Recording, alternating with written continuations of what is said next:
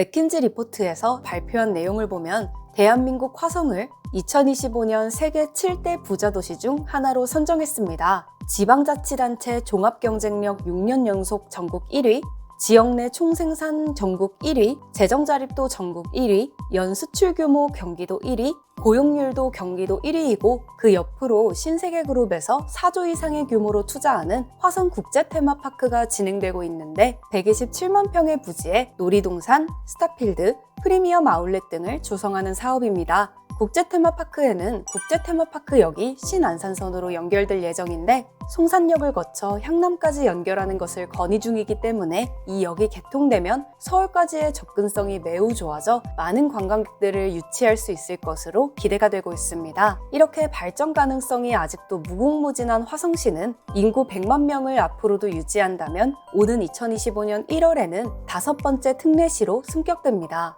그렇다면 화성시가 특례시가 될 경우 어떤 이점이 있을까요? 안녕하세요. 오늘 오픈마인드 채널에서는 최근 인구 100만 명을 돌파하여 2025년 1월이면 특례시 자격을 얻게 될 한 도시에 대한 소식을 전해드리려고 합니다. 현재 우리나라는 지방소멸 위기를 겪게 되면서 각 지역에서 여러 가지 정책을 내세우며 인구 유치에 사활을 걸고 있는 모습을 어렵지 않게 볼 수가 있습니다. 작년 10월 행정안전부는 인구 감소 지역 89곳을 발표했는데요. 수도권에서 벗어나 있는 지역들이 대부분이지만 경기도 안에서도 지정된 곳들이 있는 만큼 인구 감소에 대한 문제는 전국적으로 더욱 심화될 것으로 보입니다. 하지만 이런 상황 속에서도 최근 인구 100만 명 돌파를 공식 선언한 도시가 있는데요. 바로 화성시입니다. 화성시는 이번 달 14일, 이달 4일 기준 화성시 인구수는 100만 63명으로 집계됐다며 전국에서 5번째로 인구 100만 대도시 진입을 공식화했습니다.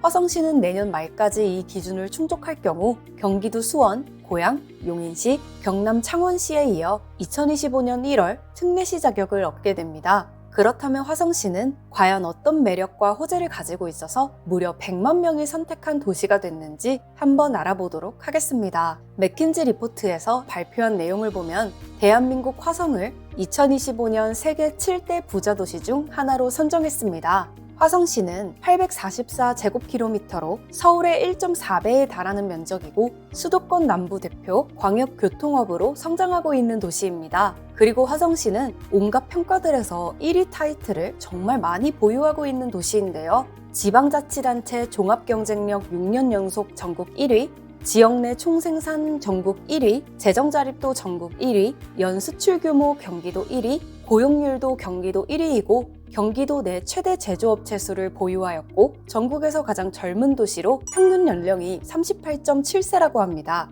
수많은 산업단지와 기업들이 몰려있는 지역이고 그로 인해 일자리가 풍부해 100만 명까지 인구가 증가되었고 부동산 투자자들의 많은 관심 또한 받게 되었죠. 화성시가 이만큼 성장할 수 있었던 이유 중에 하나는 바로 교통망입니다. 도로나 철도는 도시 안과 밖을 연결하는 필수 기반 시설이고 부동산 투자에서도 호재로 작용하기 때문에 한 지역을 공부할 때 꼭 숙지해야 하는 부분인데요. 화성시는 앞으로 예정된 노선까지 고속도로가 6개, 철도는 무려 7개가 지나갑니다. 타 도시에 비해서 고속도로와 철도가 정말 많아요. 고속도로를 먼저 보면 경부고속도로, 서해안고속도로, 제2서해안고속도로, 수도권 제2순환고속도로, 평택화성고속도로, 용인-서울간고속도로와 연결될 오산-용인고속도로가 있습니다.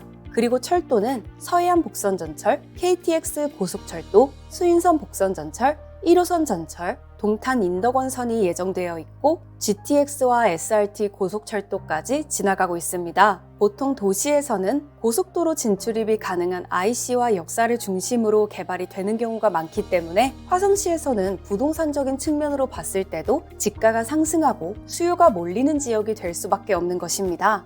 다음으로 화성시 안에서 대표적인 개발지라고 할 수 있는 곳들이 정말 많이 있는데요. 화성에서 가장 유명한 도시인 동탄 신도시와 향남, 비봉, 남양 뉴타운, 봉담, 제부도, 정곡항, 송산그린시티 등이 화성시 내에 있습니다. 그 중에서 오늘은 무려 1,700만 평으로 개발이 진행되는 송산그린시티에 대한 소식들을 살펴보도록 하겠습니다.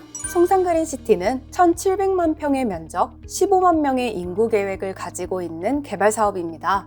이 신도시는 동측, 남측, 서측으로 나누어 개발이 진행되는데 동측은 세솔동으로 가장 먼저 개발되어 약 일반 세대가 이미 입주해 있고 매매가는 5억에서 6억 원으로 형성되어 있습니다. 그 옆으로 신세계그룹에서 4조 이상의 규모로 투자하는 화성국제테마파크가 진행되고 있는데 127만 평의 부지에 놀이동산, 스타필드, 프리미엄 아울렛 등을 조성하는 사업입니다.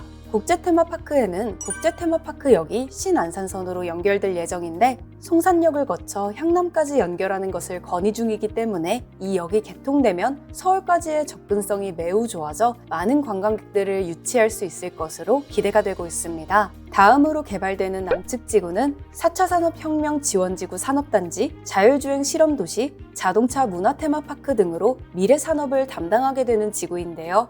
현재는 기초공사와 도로 개설공사가 진행 중이며 올해 말 분양이 예정되어 있었기 때문에 곧 분양에 대한 소식이 들려올 것 같습니다. 마지막으로 개발되는 서측 지구는 송산그린시티의 개발지 중 가장 큰 규모의 신도시가 조성이 되는데 2039년까지 단계별로 완공이 될 예정입니다. 또한 송산그린시티와 가까운 거리에 위치한 정곡항과 제부도는 요트를 즐길 수가 있고 서해랑이라는 해상 케이블카가 운행하고 있어 주말에는 몰려드는 관광객으로 차량이 정체되기도 하는 지역입니다. 향후 송산그린시티가 더욱더 발전하고 화성국제테마파크가 개장이 되면 화성시는 계속해서 인구가 증가할 것이고 이로 인해 부동산 시장에서도 땅값과 아파트값이 올라갈 수밖에 없는 세계 7대 부자 도시의 꿈을 이루게 될 것입니다. 이렇게 발전 가능성이 아직도 무궁무진한 화성시는 인구 100만 명을 앞으로도 유지한다면 오는 2025년 1월에는 5번째 특례시로 승격됩니다. 그렇다면 화성시가 특례시가 될 경우 어떤 이점이 있을까요? 특례시는 광역시급 위상, 복지시설 확충에 대한 재정 확대 자치 권한, 행정자치 권한 확대, 국책사업 및 국제행사 유치 등 다양한 분야의 혜택을 누리게 됩니다. 그 중에서 시민들이 누릴 수 있는 혜택 중 하나는 복지 수혜자가 늘어나게 된다는 것이었는데요. 정부는 특례시의 사회복지급여 기본재산액 기준을 중소도시에서 대도시로 상향한 바 있습니다. 특례시가 대도시에 포함되기 전에는 기초생활 대상자를 선정할 때 중소도시로 분류했는데 중소도시 기준 가구당 기본재산액 공제액을 대도시 기준인 6,900만 원으로 상향하면 공제액이 늘어나면서 그만큼 사회복지 수급 대상자도 늘어납니다.